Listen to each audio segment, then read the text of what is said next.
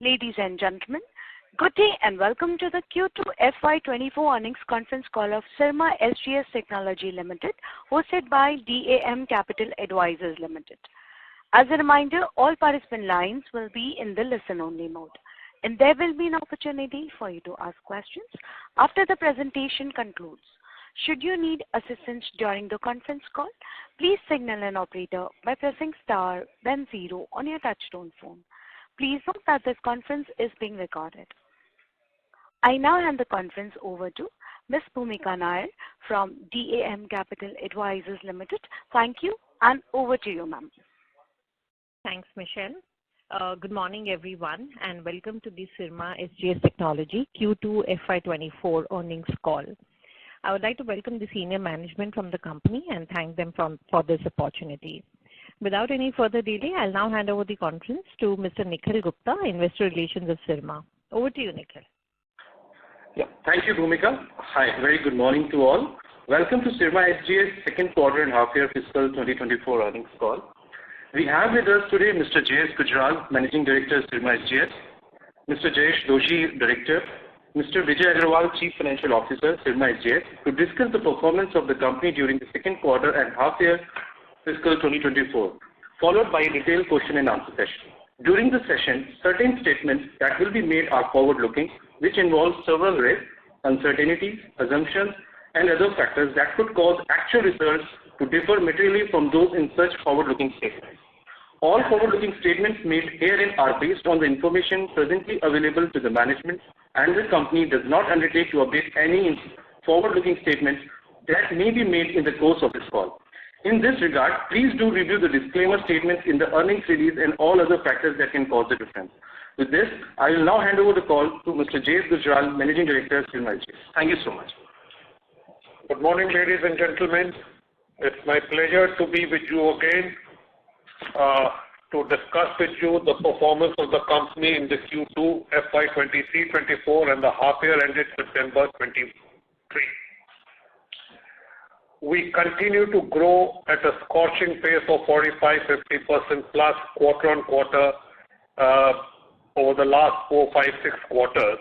And this quarter, we have grown, the turnover has grown by about 52%. And if I compare it with the half year, we have grown by about 55% this year. And this pace, we are very confident that the pace of growth will continue, the momentum will continue into the future, and at least for the next 2 to 3 years, we see growth hovering upwards of 35% on an overall basis. EBITDA margins this year's quarter, operating EBITDA margins are at 7% after a one-time charge-off of expenses related to the acquisition of JDHL, but for which the margins would have been higher by about 0.5% or 0.6%. Overall, we are very confident of the business, and what we believe is that we are building an enterprise for future. Our guidance for this year's revenue and EBITDA margins, EBITDA in absolute terms, stands intact. Typically, first half year of any financial year is accounting for about 45% of the overall annual revenue, and we expect that this trend would continue, and we would be there with the figures which we had indicated to you. There has been no significant variation in the mix of revenues quarter on quarter. On year, there has been a slight increase of revenues of the consumer business, and the growth in the consumer segment is primarily coming in from build-to-print of vanilla EMS, which inherently have lower margins. The previous year, the consumer business accounted for was on ODM basis, which has a higher margin. Automotive continues to be about a fourth of our revenue, with consumer about a little more than a third, industrial a little more than a fourth of our revenue. Healthcare has seen a slight revival in the last quarter. As I had indicated in my earnings calls of June, we expected the healthcare to close at about 35 plus crores this quarter, and we are there with that figure in this quarter. But since the non-healthcare business is growing at a much higher pace, the percentage of healthcare as a percentage of total revenue comes down. But in absolute terms, the healthcare is going up. Exports as a percentage of sales account for about 27%, and they have accounted for a growth of about 12% quarter-on-quarter and 9% year-on-year. Now this again is a play of a domestic demand going up significantly. The domestic demand business has grown by 78%. So when a domestic leg of the business grows at 78%, the export as a percentage of total revenue comes down. But in absolute terms, the export business continues to grow. We had started the journey with three objectives in mind. One was growth at industry plus average, EBITDAs of 10%, and working capital of about 70 days. On the two legs, we are on track, and it's only in EBITDA there's a small lag because of the product mix which has changed. We internally monitor the margins based on industry verticals, and we don't find a decline in any margin in the industry vertical. It's only the composition of the revenue change which has resulted in a reduction in the overall EBITDA margins, and also for the one-time charge which I just alluded to earlier. On operating efficiencies, I am happy to share with you that we have had an operating efficiency of approximately 5% in overhead compared to half year of last year. And going forward, we believe that we can further improve on this reduction. Now, as far as the future growth of the business is concerned, we are very confident of maintaining this growth rate. On the specific question of exports, the customers which we had onboarded earlier this year, which was in Q4 of FY23 or calendar year this year, the prototyping, the samplings have all started, and the production is on stream in line with what we had projected. And we expect these new customers, multinational customers in exports, to yield a significant revenue of 200 crores plus in the coming year, which is the financial year 24-25. 23-24 is the prototyping and the NPI and the sampling of the things. And once we are able to service these customers in 24-25, they are global customers with billions of dollars of electronic spend. We believe, and we are very confident, that we would be able to significantly uptake our wallet share with these customers. Again, because the domestic demand traction is very, very high, the export as a percentage may hover at around 30% and yes, for wish list of 1/3. Similarly, we had shared with you last time that we had set up a separate design and services center, design and engineering center in April of this year, which is headed by senior colleagues from the company. During this quarter, we have beefed up our marketing presence for design services in US and UK. These are initial stages of work in progress, and I am very confident that going forward in the FY24-25, the design and engineering business of the company will be a mainstay for the growth of ODM and also accretion to the EBITDA and the profit margin. These are early days, but we are investing a lot of resources in manpower and processes in the design center, so that in the coming years, this will contribute to the profitable growth of the company. On the capex cycle, we are on track.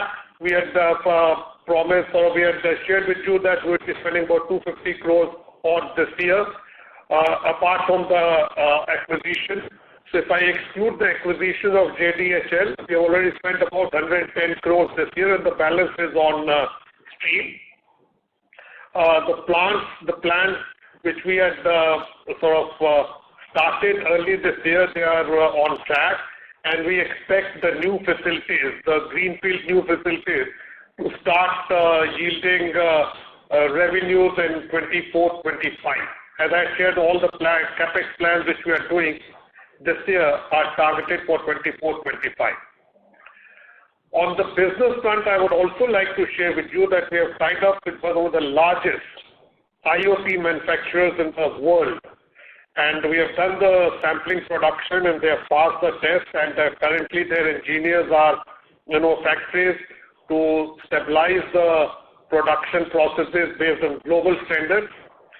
And this IoT application has a variety of application in engineering, telecom, and other energy metering, telecom, and other applications. And we see a significant uptick in this business. That's all from me. I hand over to Vijay to run you through with the financials, and then I open for any question and answers. Thank you. Yeah, hi. Good morning, everyone. I'll now quickly take you through the brief financials for this quarter and half year ended September 2023. So before I start, I would like to highlight that the lastly announced acquisition of JDHL, we have been able to complete the same 51% acquisition of JDHL, and we have already consolidated the financials of JDHL in this quarter results. I'm delighted to say that the company has again registered a strong revenue growth during the quarter with a 52% year-on-year growth and also 55% growth for the half year. Similar way, our gross profit also increased by almost 9% on year-on-year basis for the quarter and 22% for the half year. Happy to share that our team strength has demonstrated on the operating efficiency we have been able to achieve in this quarter. Thereby, our overheads as a percentage of revenue has decreased by almost 4.5%. We still continue to work on this further, and going forward, we expect larger operating efficiency in the P&L. In this current quarter, there have been few one-time expenses also been factored in our other expenses, which includes consulting expenses related to JDHL acquisition and few other expenses for about 4 to 4.5 crore rupees. EBITDA for this quarter is 58 crore, and for the H1 is 117 crore, which is almost 28% higher on a year-on-year basis. This quarter, we had a very lower tax, and primarily because Syrma, my parent entity, has now moved to the new tax regime. That was a change here. So going forward, we expect now on a consolidated basis, we will be on a steady-state basis, we will be in the range of 25-26% of overall average tax for the group. Coming to PAT for H1, it was about 59 crores, and again a growth of about 28% on year-on-year basis. Order book side, while Gujarat has already updated, we have almost a total open order book of approximately 3,800 crore rupees, and out of which about 3,000 to 3,200 crore is what we expect we should be able to complete in another next 12 months. Coming to our net working capital days, on average basis, my net working capital days investment as of now, as of September end, is approximately 70 days, which is almost 3 days higher than the number which we reported in our last quarter, and primarily because of higher inventory carrying right now. We expect we should be able to furthermore achieve a saving of approximately 5 to 7 days from these numbers in next 2 to 3 quarters. Coming to our overall debt position, my debt position as on September end is approximately 420 crore rupees, out of which near about 330 is working capital and about 90 crore is in term loan. Again, against which we have been carrying a total treasury of approximately 545 crore rupees. So I'm carrying a net cash position of approximately 125 crore as on September end. With respect to the capex, as Gujarat has already updated, we had already spent almost 110 crore rupees in the H1, out of which about 60 crore we had spent in the last quarter. And in totality, we are already on track against our previous estimation of 200 to 250 crores of spend for this particular financial year. Just to update, our project in Hosur has already kicked off. We have already acquired the land on lease basis over there. We'll be now starting a construction, the rest of the work for that particular project. So there will be a decent CapEx spend which we are expecting in the next 2 quarters for about 100 to 140 odd crore rupees. That is all, and now I can hand over to Bhumika to open the forum for questions and answers. Thank you very much, sir. We will now begin the question and answer session. Anyone who wishes to ask questions may please press star and 1 on the touchtone phone. If you wish to withdraw yourself from the question queue, you may press star and 2. Participants are requested to use only handsets while asking a question. Ladies and gentlemen, we will wait for a moment while the question queue assembles.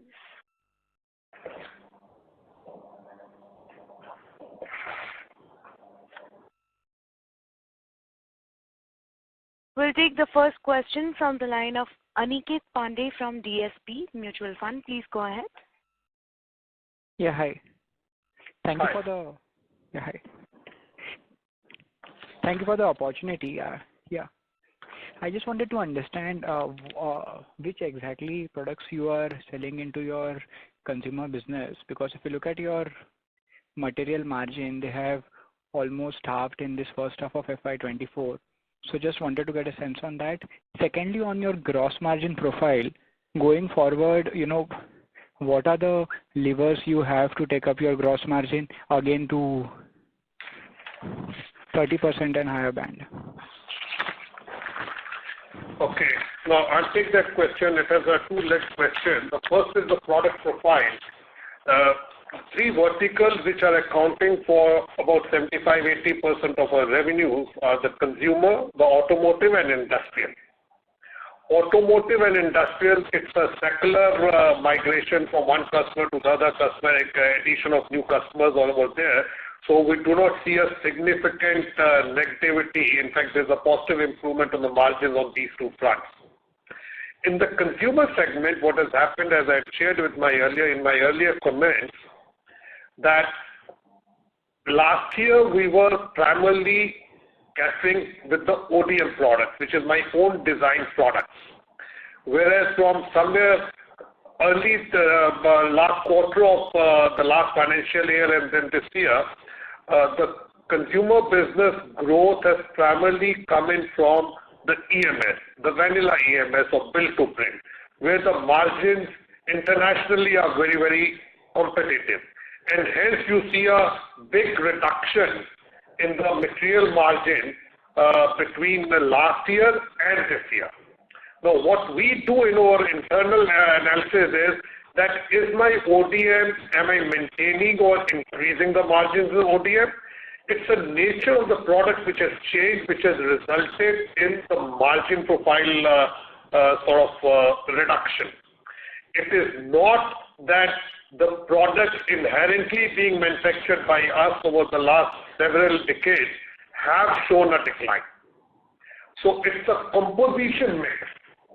Now the composition mix is a business decision to capture the market. It gives you additional expansion plans. It could be working capital accretive, so all those things.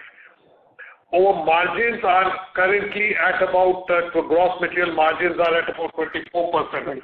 24%. If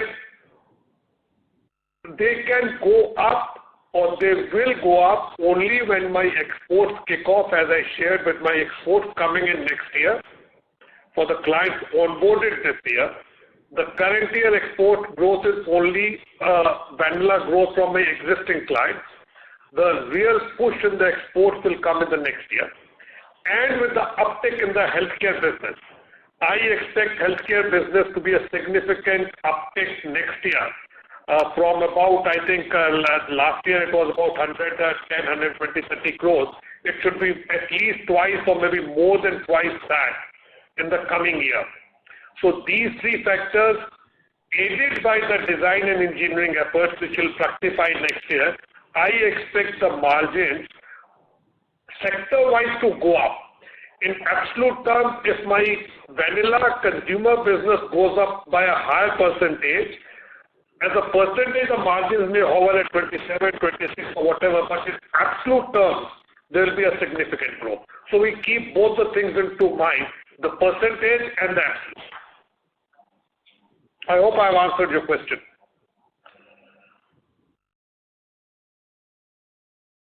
Mr. Pandey, do you have any further questions?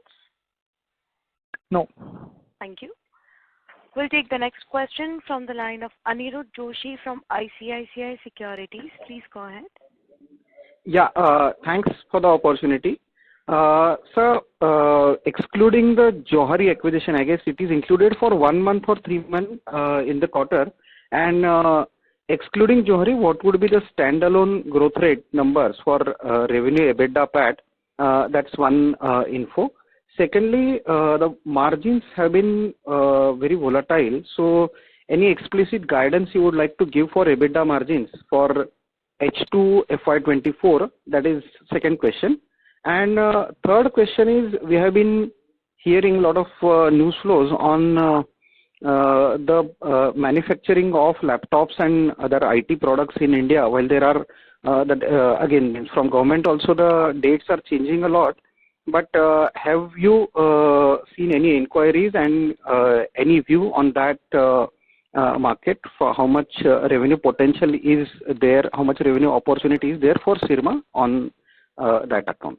Yeah. So there are 4 questions which you've asked. The first one is the revenue growth without consolidating 1 month of digital. I think there will be hardly a 0.1% difference in the overall revenue with the Johari digital acquisition sort of consolidation this year. So when I say it is 55 plus 52 or 55%, it may be 51.9 or all, there will be no significant change. In EBITDA, there would be slight change. Instead of a 28% growth in EBITDA, it would come to about 26+% growth in EBITDA. The full impact of the positive impact of this acquisition will only kick in the next 6 months when we consolidate that. Now, you refer to the volatility in the margins. As I shared in my earlier question, the volatility in the margins is because of change of product mix. What worries me as a promoter or as an entrepreneur if my businesses were having a volatile margin. For example, my automotive business continues to be at a stable margin. In fact, there is a positive increase this half year. Similarly, my industrial business continues to be at that margin. The volatility has kicked in only because of change in the nature of consumer business which we are doing from ODM to OEM. So I wouldn't call it a volatility. I would call it a change in the mix. And if a lower margin business grows at a higher rate, obviously there is an impact on the overall percentages. We believe, as I shared in my previous question, that with the exports kicking in from the customers onboarded this year and the design and engineering efforts fructifying, coupled with the healthcare business showing a rebound, we should see an uptick in the margin, percentage margins in the coming quarters and medium term. What we are also very cognizant or mindful is of the absolute numbers which we make. And once my business is growing at this pace in absolute figures, and second half is normally better than the first half, historically if we see, I believe that it will help us in attaining the guidance which we had shared with you. Your fourth question was on IT laptops. The IT policy, I am told, will be announced this week or early next week. Once the IT policy is announced, then the tie-up with the potential customers will begin. So it's a chicken and egg story. A customer doesn't want to tie up without a IT PLI policy in your favor. So if you are one of the recipients of the IT PLI. It will be a digital story. If the people, the companies who get IT PLI and are able to tie up with big customers, the revenue growth will not be in hundreds of 200 crores, it will be in thousands of crores. But we should be mindful of the factor that a IT product inherently is like a mobile phone. So it is a low margin or a comparatively tighter margin, but high volume, positive on working capital. So the percentage margins would go down, but the absolute figures would go up.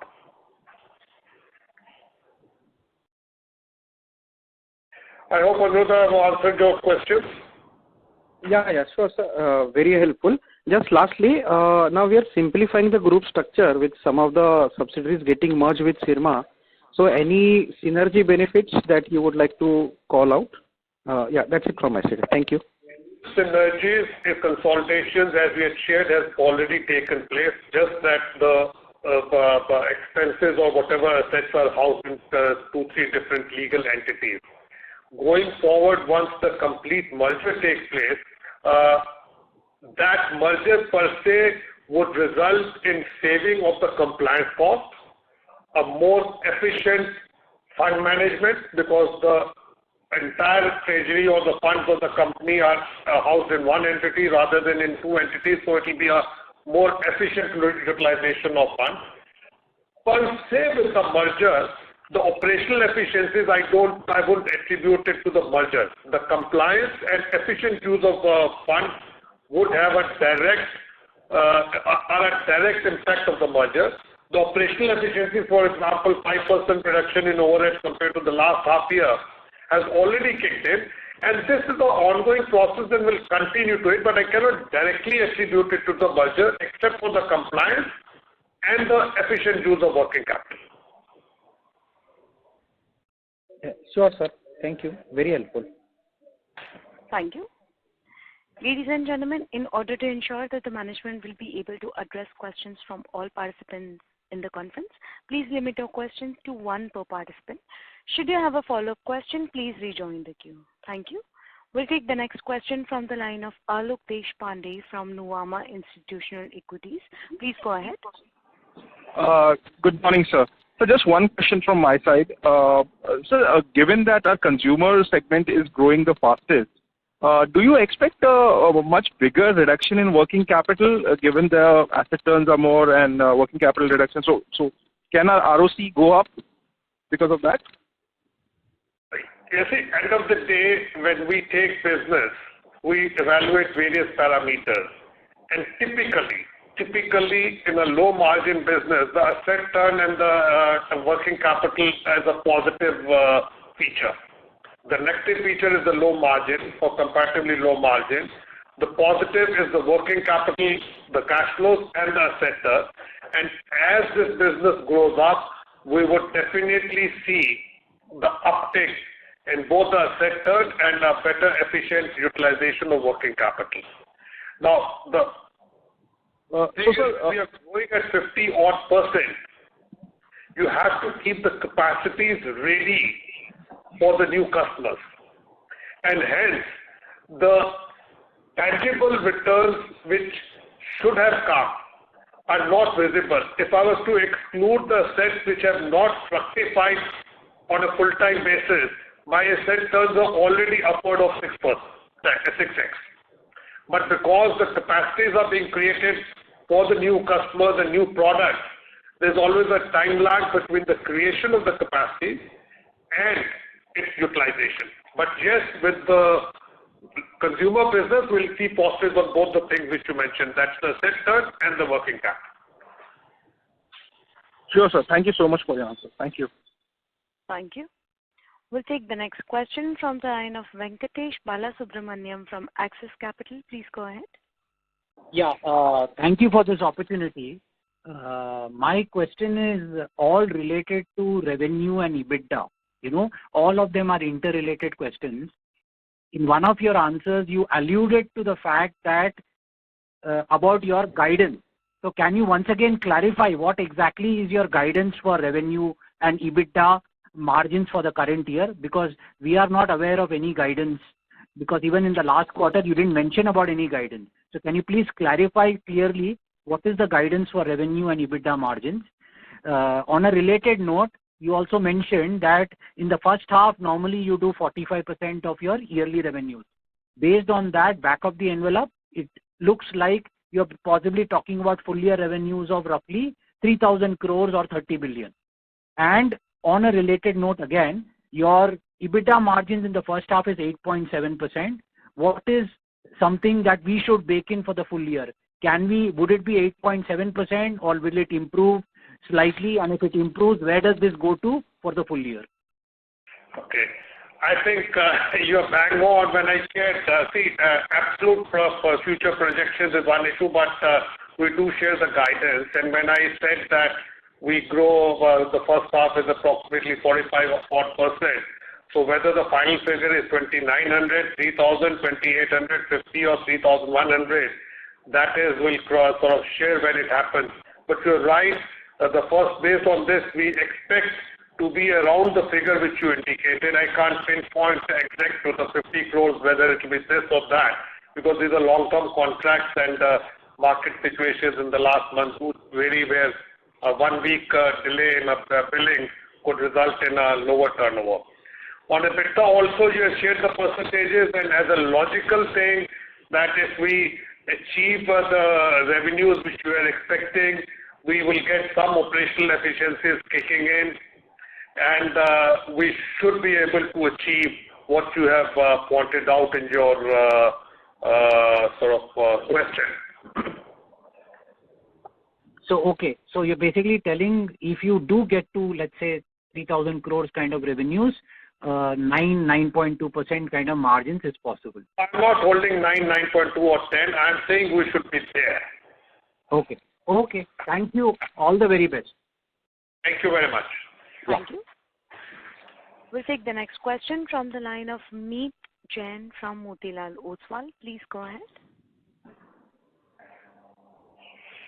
Yeah, hi sir. Thank you for the opportunity. I have one question regarding the order book mix. So if you can provide your order book mix in terms of your end user and also in terms of export. And my other question is regarding anything you are doing for the backward integration, like for PCB manufacturing or OSAT thing. Can you throw some light on that? Okay. While we're pulling out the figures, the order book is approximately 3,800 crores as of 30th of September. Against, I think it was 3,000 odd crores as on 30th of June. The breakup we are just pulling out. Till then, I'll answer the other two questions.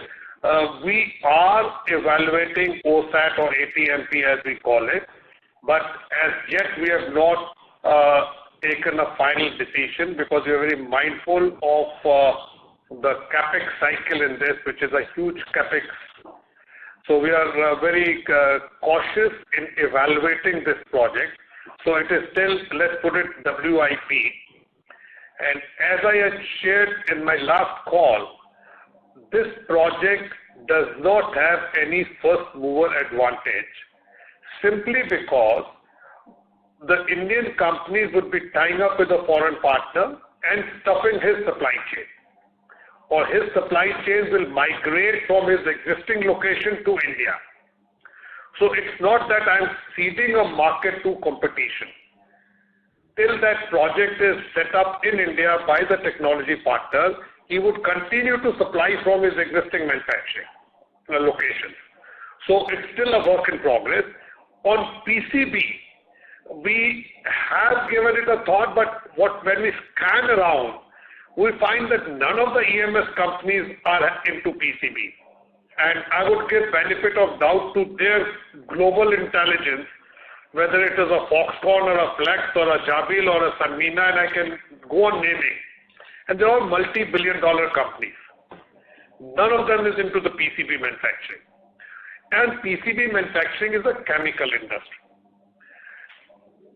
If the growth in my core competency, which is electronics manufacturing, I see a significant growth for the foreseeable future, I would like to spread thin my management and my capital allocation on this industry. The industry has to have a sync and in line with our core competency. So as of date, PCB we are not evaluating, but OSAT we are evaluating and we are mindful of it.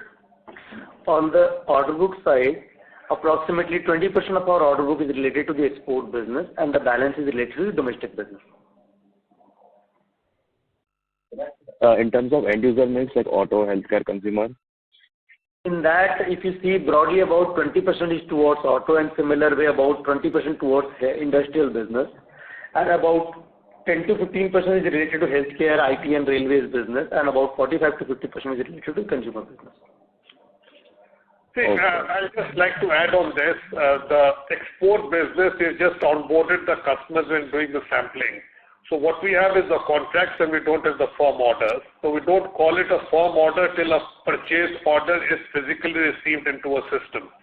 So on the visibility of exports, I have shared with you that the new customers which we have onboarded should give us 200 crores of revenue next year. All of them we may not have had the orders in hand, we have contracts with them. The consumer business has a better visibility because now it's a mature business with us and hence we have contracts for a longer period. But we believe that going forward, the ratio of consumer accounting for about a third, automotive and industrial accounting for about a fourth, healthcare accounting for about 7-8%, and remaining IT without the IT PLI, the current organic IT products which we are doing. If we get the IT PLI and we are able to tie up with a potential customer, then the IT revenues will have a significant uptake. But in all our guidance which we are giving, we are not taking the incremental revenues which would accrue from the IT PLI should we get one.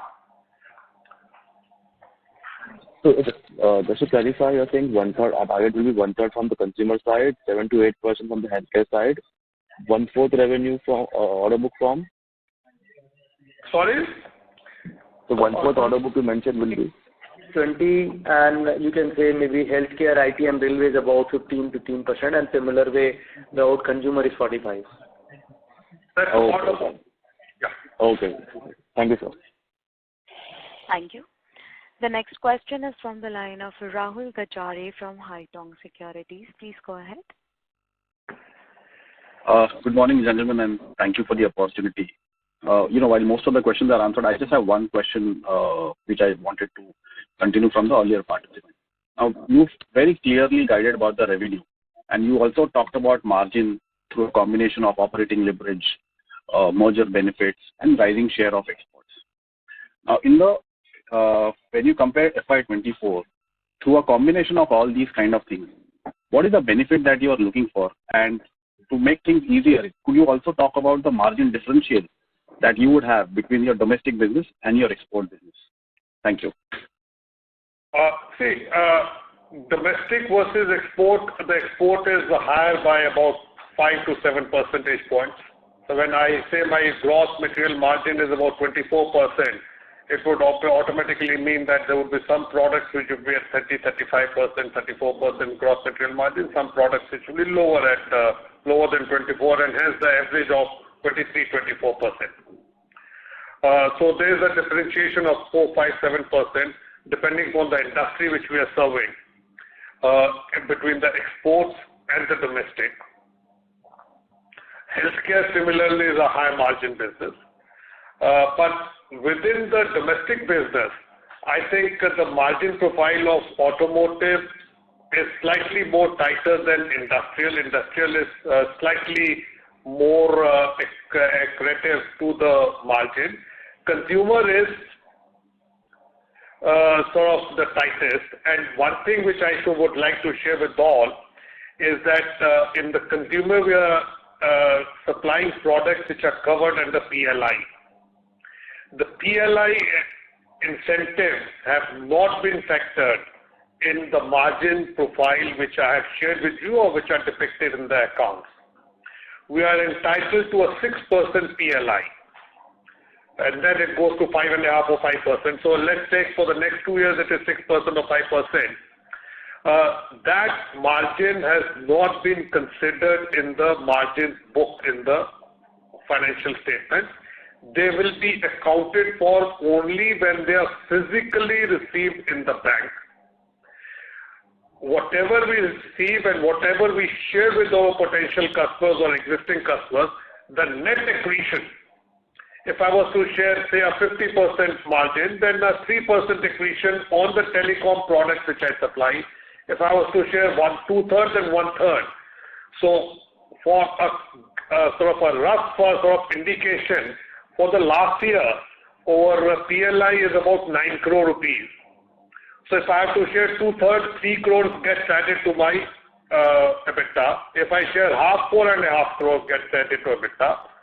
And this year, based on whatever we have done and what we are projected to do in the next 6 months, I am expecting a PLI of approximately 45 to 50 crore rupees. Now, if I share 1/3 or 2/3 with the customer, 15 crore rupees still comes into my balance sheet. If I share half, it is 25. These are negotiations for commercial negotiations, but we have not factored in the PLI in these things. So hence, the margins are tighter. That is very helpful. And this PLI, where are these accounted for in your P&L? We are not accounted for today because we have not received till today. Last year, I'm talking about last year. Also, we have not received. Once we receive, we'll account for it this year.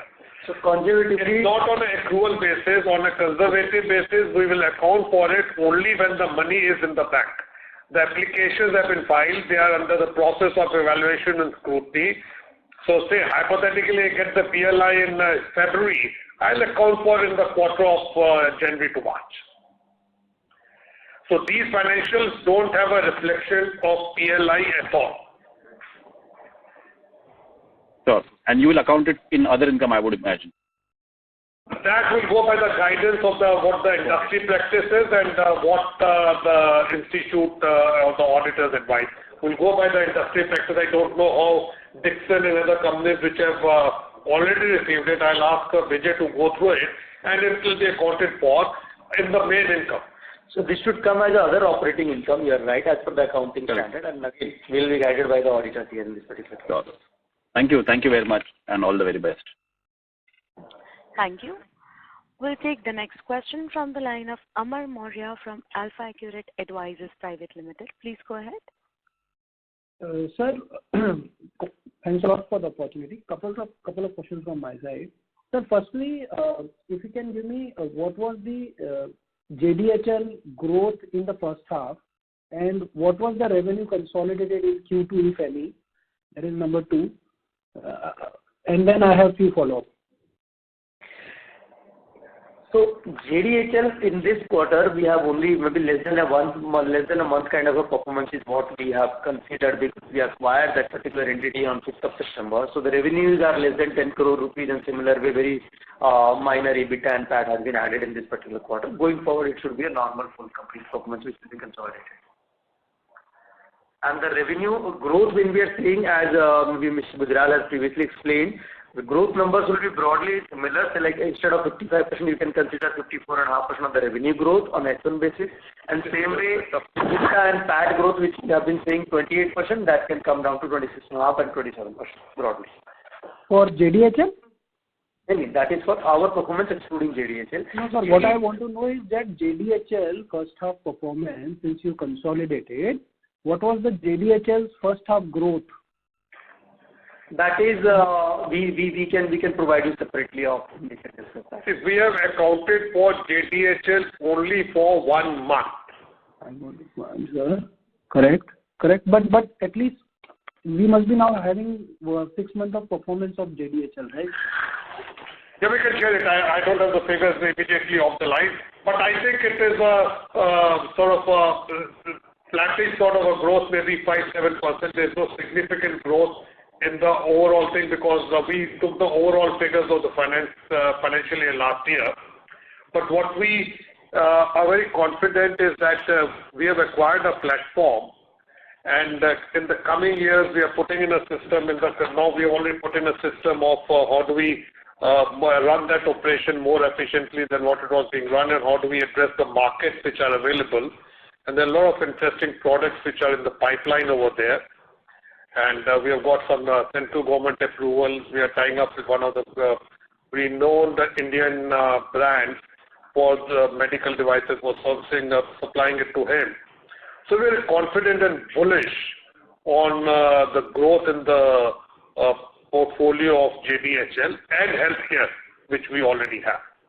Okay. But the exact figures, your question, I think Vijay will, you can connect with Vijay or Nikhil. They will share with you the figures offline. We don't have that published information for the first 6 months of the last year versus first 6 months of this year, because we had only consolidated 1 month figure and we had a separate account audited. Sir, second question is, if I consider, let's say, JDHL flat number last year, then in second half, at least we will do a healthcare revenue of around 200 crore, considering the 51 crore run rate from your existing business and remaining coming from JDHL. Then basically what we are talking is a gross margin of 24%, because your healthcare mix will change. So that will lead to a second half gross margin of around 24%. But despite that, are we, like if I do that math, then probably we will be short of in our EBITDA margin even lesser than 9%. See, finally on this thing, we would consolidate the figures, and whether it is 9%, whether it is 8.5%, as I said, we are into a marathon and not a sprint. And I'm honestly, while quarter-on-quarter performances and figures are very, very important, and the market and the analysts are very sensitive to it. But we, being in the business for the long haul, while we are mindful for it, while we are sensitive to it, but we are not hung up about it. I am looking at the long-term picture of the company. A minor aberration here, a minor aberration there, it's part and parcel of the business. Is my long-term story intact? The answer is a big, firm yes. In bold letters, font 25. So we're very confident of that. So let's leave it at that and we can discuss it in detail. I'm looking at the global, overall long-term picture. 1 quarter here, there, I'm sensitive to it. It hurts me, I'm sort of alive to it. But I'm not hung up about it that I would sacrifice my long-term objectives and vision for achieving the short-term objectives. So we are very mindful of that. So, sir, basically what we are trying to understand, or probably everybody is trying to understand one thing, that, sir, obviously top-line growth is important, but there should be certain benchmark that below that we will not go on the EBITDA margin, right? See, basically at a low margin, every business is available, right? But there should be a certain benchmark that below that will not go, right? See, even today, if I was to not include the one-time write-off, we are at about 8%, 7 by 8% of operating EBITDA, financial income ko chhod ke. So I think that should be a fair guidance to all of us that where the company is going. Now, short-term aberrations would happen if the product profile, product mix changes.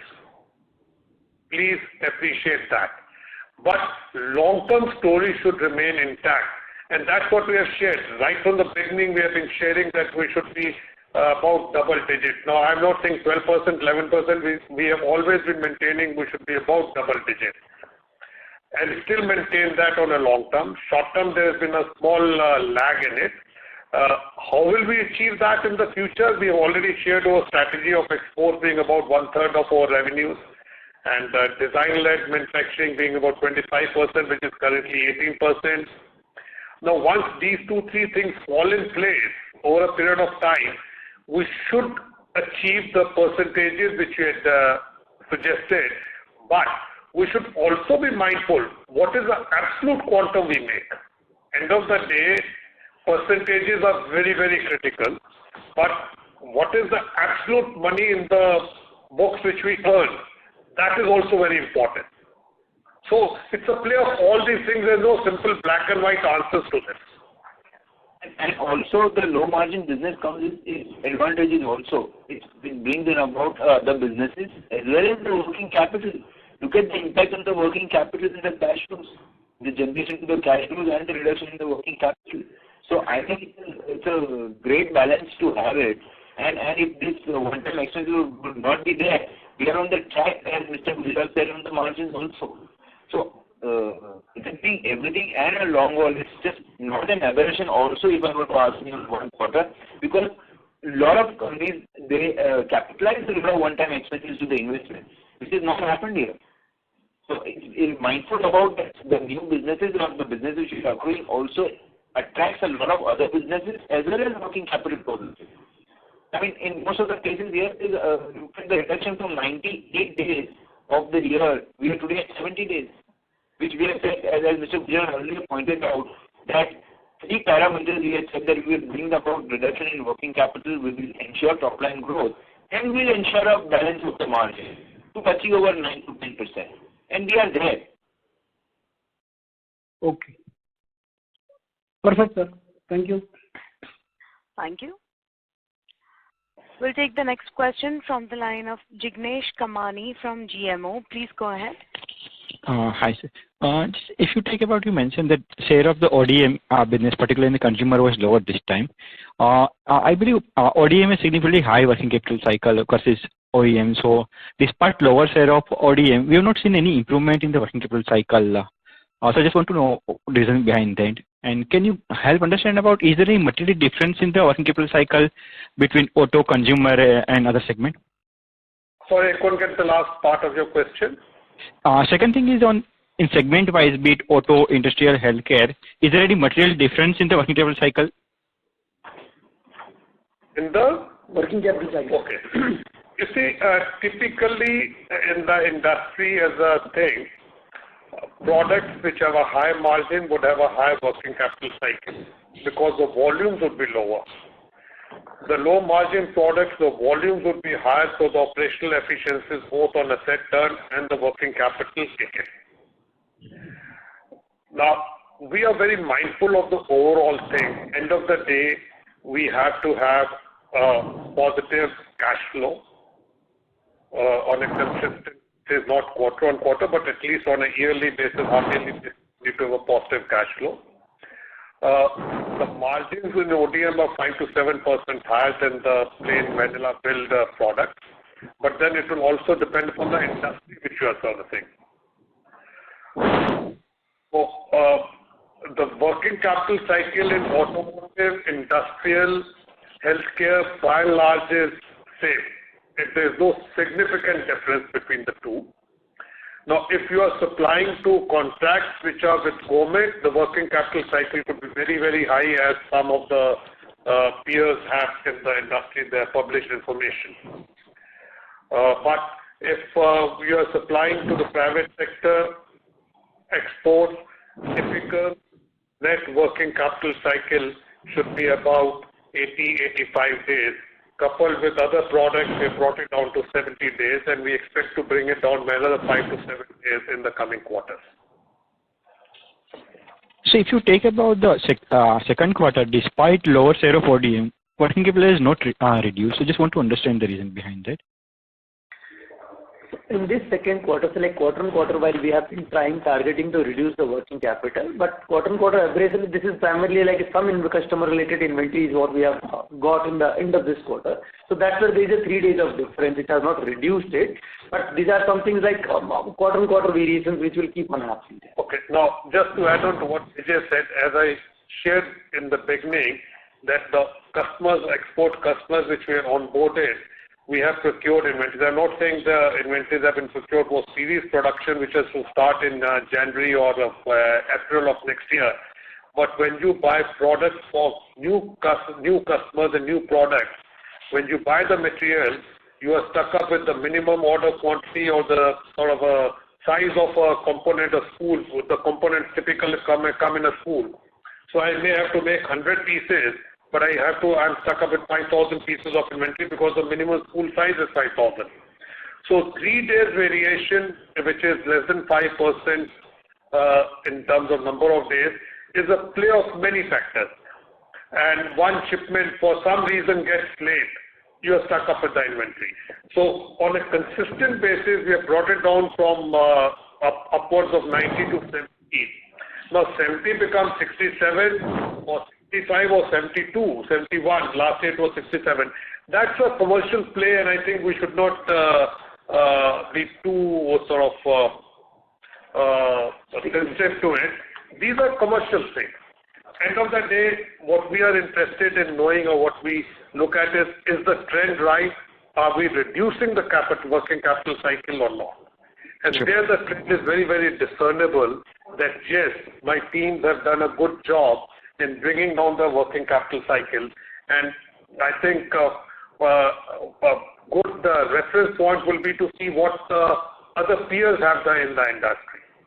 To benchmark. Also, as we grow at this rate, scorching rate with new capacities coming up, you have to stock up inventory for the next phase of the growth.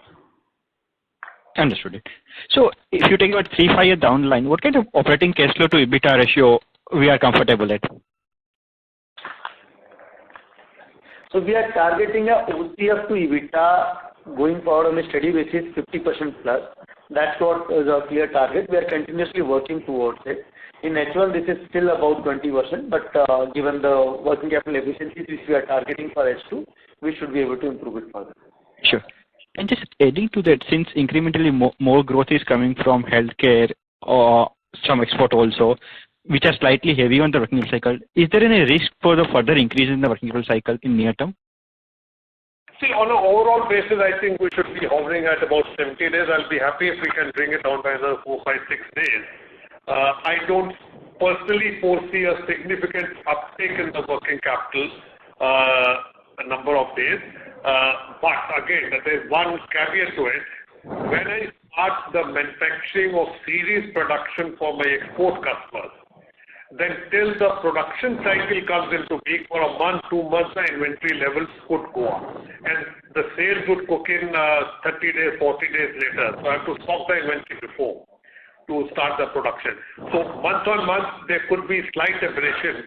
But on a long-term basis, with all the product mixes which we have got, we're very confident that we'll be south of 70 rather than north of 70 days. Sure. Thanks a lot.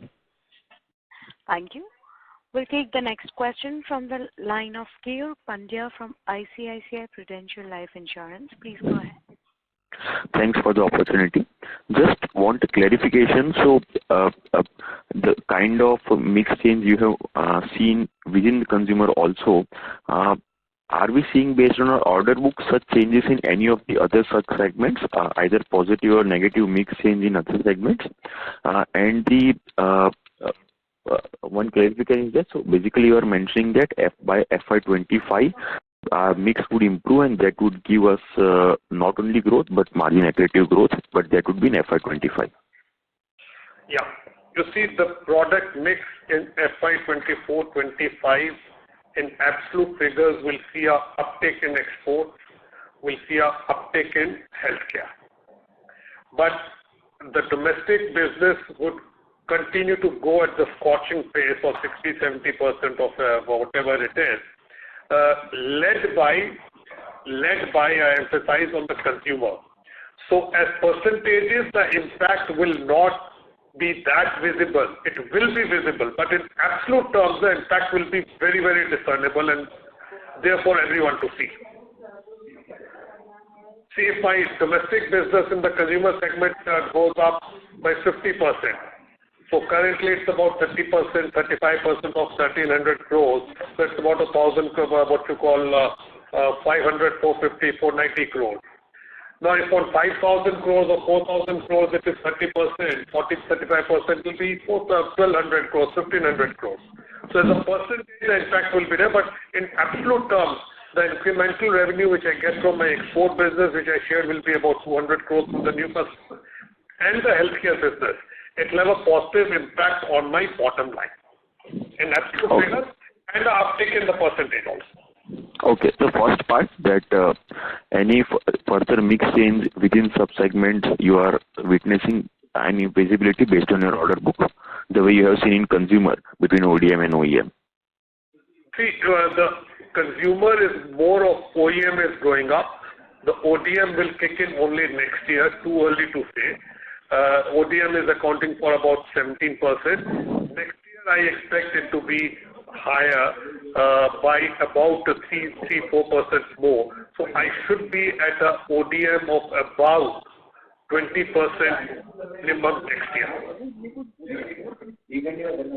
No, sir. So the question was that the mix change between ODM and OEM within consumer led to, say, change in margin mix.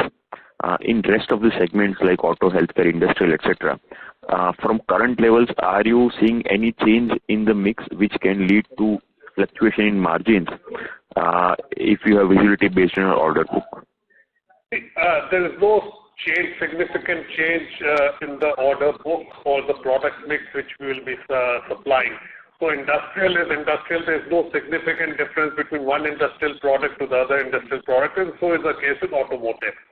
What we believe is that with our increasing purchase spend, as we have already got some efficiency, 5% in the operating overhead compared to the last year, my purchasing spend efficiency should kick in as my volumes go up. Some has already kicked in, some more will kick in, and we have constituted a special task force within the company to holistically look at it to see how we can bring in some percentage improvement in the material spend.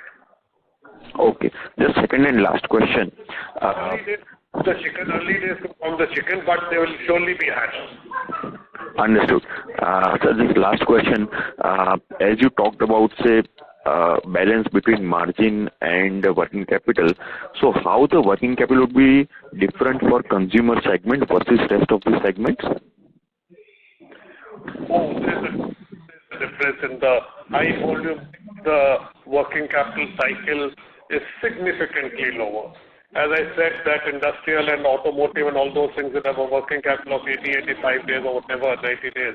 And if overall we are showing 70 odd days, it obviously shows that the consumer segment has a lower working capital cycle. So it is directly related to the margin. Low margin business inherently have an efficient working capital. High margin business, because the volumes are low, the varieties are large, the working capital cycle is a bit high. So this is intrinsically across the industries globally. So working quantify the range. Yeah. If you can just give some idea, not exact number, probably range would give more clarity. Sorry, I couldn't get it. If you can give some quantification on the range of working capital for, say, consumer and non-consumer businesses, that would be helpful.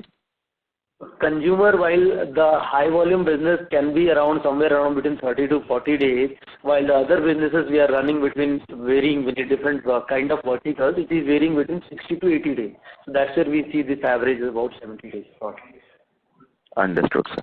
Thanks a lot and all the best for the future. Thank you. Thank you. A reminder to all the participants to limit their questions to one per participant.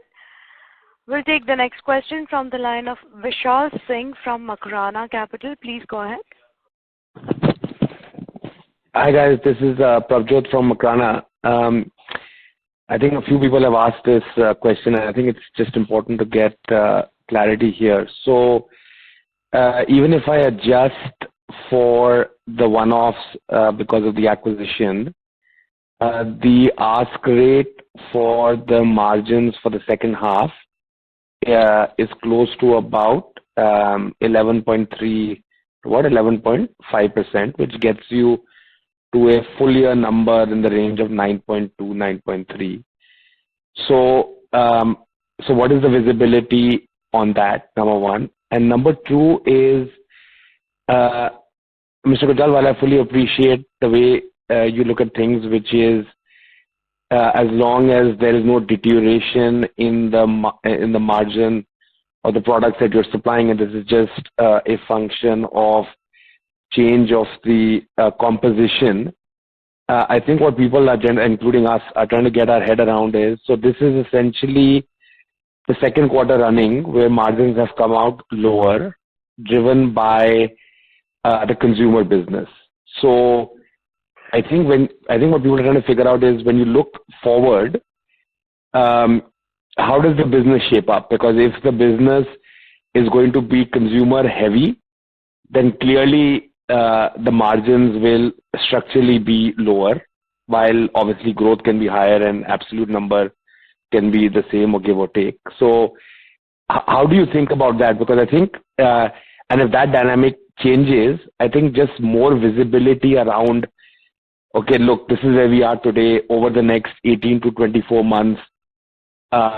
This is how we get to that double digit, like you said, exports 2-3% higher. Obviously your peers in the business are getting a lot of orders in railways, which obviously continues to do heavy capex. Just maybe more visibility around that path to double digit, or not, if consumer is going to be just a bigger component structurally. See, in the short term, which is a couple of quarters, the consumer would be a heavy weight in our portfolio.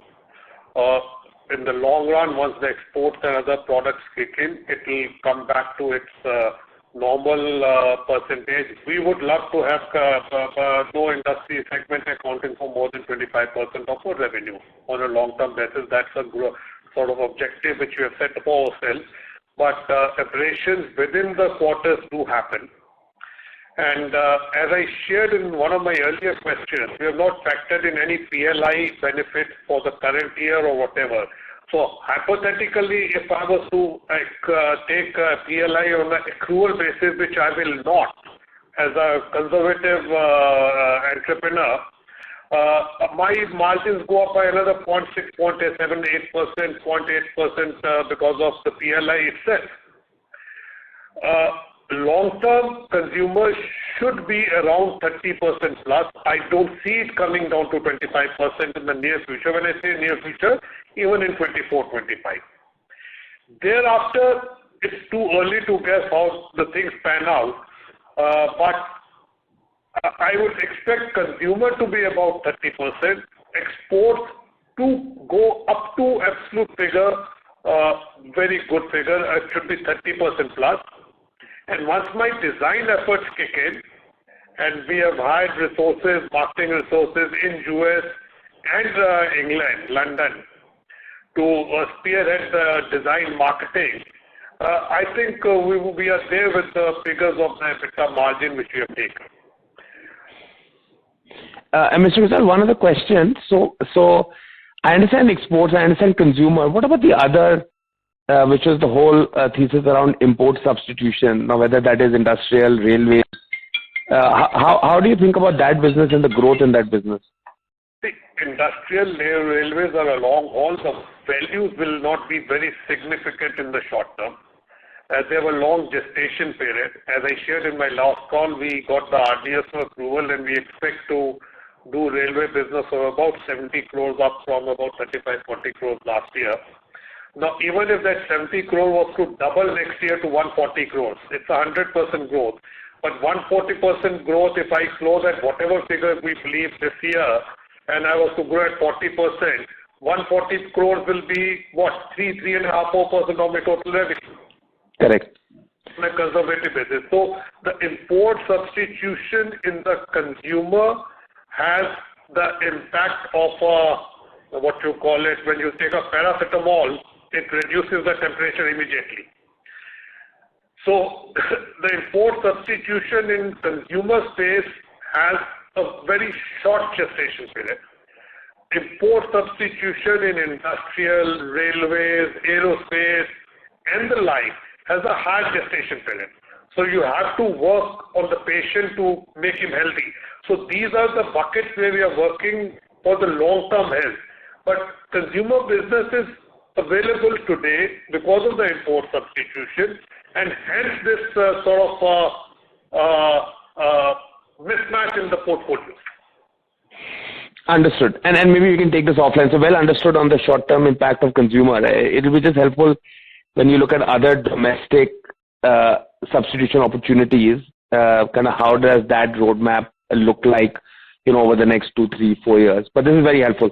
Thank you. Thank you. We'll take the next question from the line of Sumant Kumar from Motilal Oswal. Please go ahead. Yeah, hi. So can you talk about the diversification in industry diversification from the existing business, like focusing on clean energy or A&D and telecom? See, what we are focusing on is our core competency of design-led manufacturing. So with our renewed focus on the design efforts in the company, we would see and are seeing sort of green shoots of new verticals and areas opening up. Too early to put a quantified figure on it that this will result into a X revenue or Y revenue, but the democratization of the industrial verticals would be there. But I don't see them displacing the three dominant verticals which we are working, which is automotive, industrial, and consumer. They would continue because they have a very high base today. A new vertical, say for example in the renewable energy space, comes up. So it will be starting from scratch. So starting from scratch to become a percentage in the overall revenue will take time. But our engineering teams are working on it, and we are sort of very confident that going forward, the five verticals on the basis which will be growing is automotive. Automotive would be mobility as well as infrastructure. It will be industrial.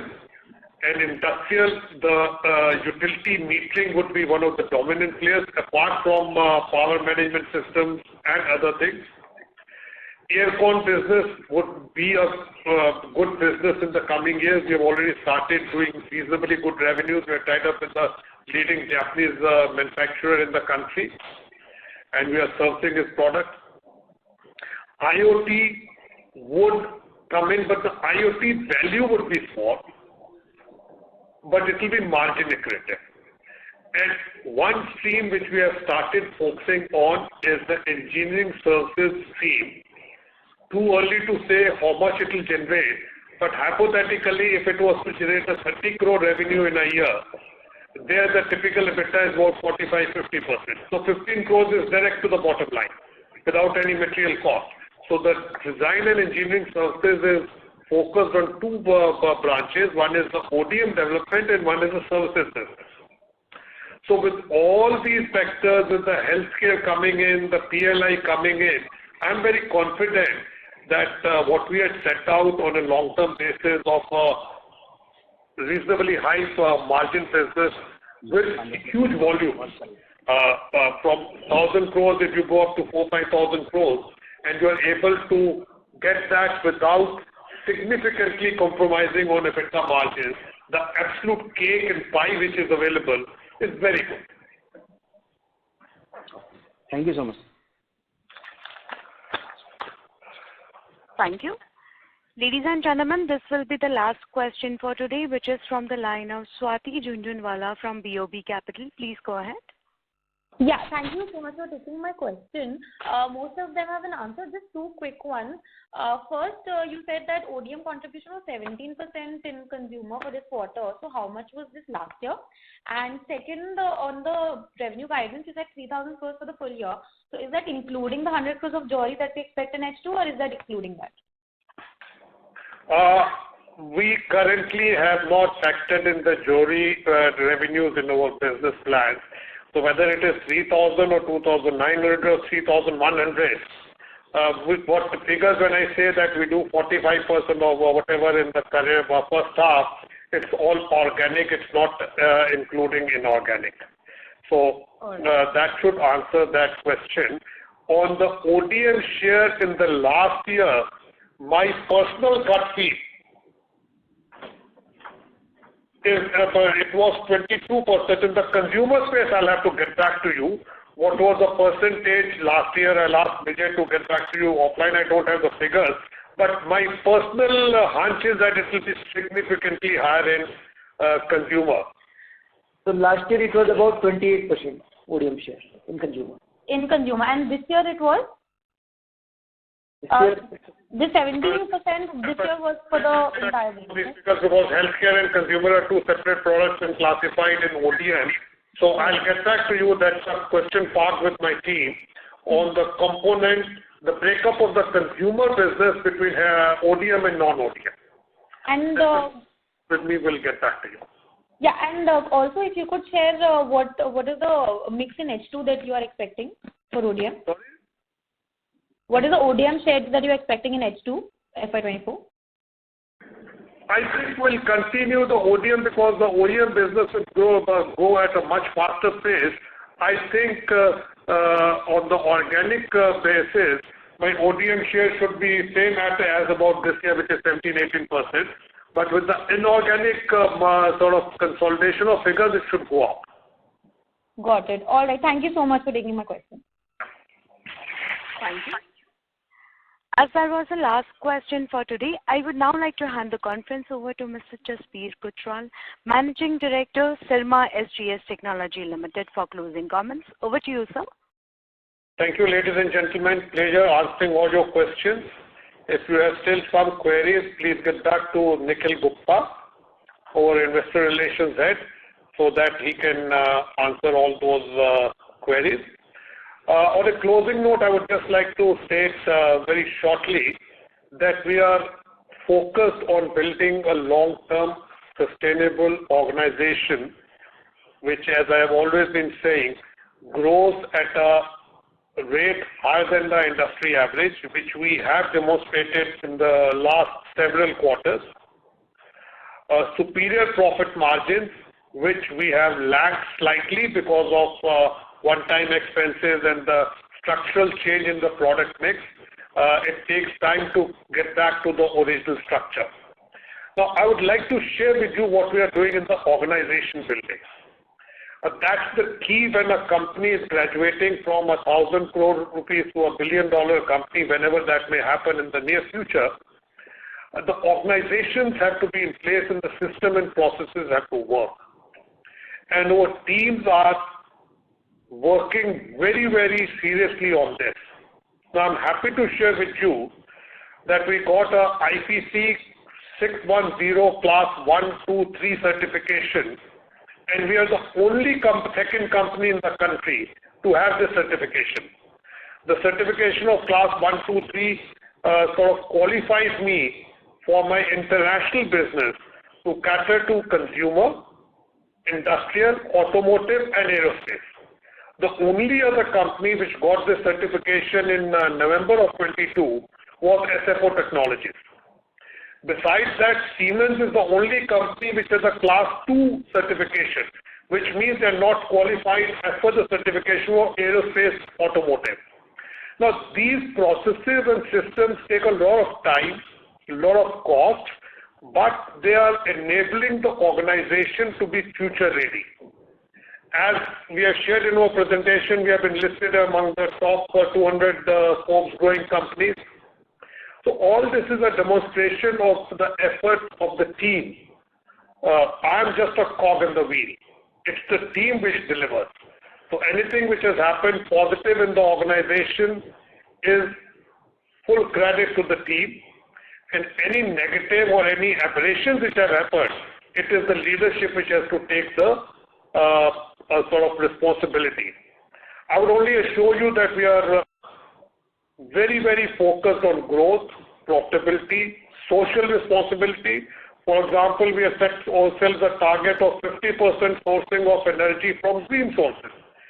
And we are entering into long-term contracts to ensure that, which will not only be positive in terms of carbon footprint generation, will be reducing that, but it will also be saving on the energy cost. Next quarter, when I meet you, I'll have even better information and news, and I'm very confident of the long-term growth of the company. Thank you very much. Thank you, members of the management.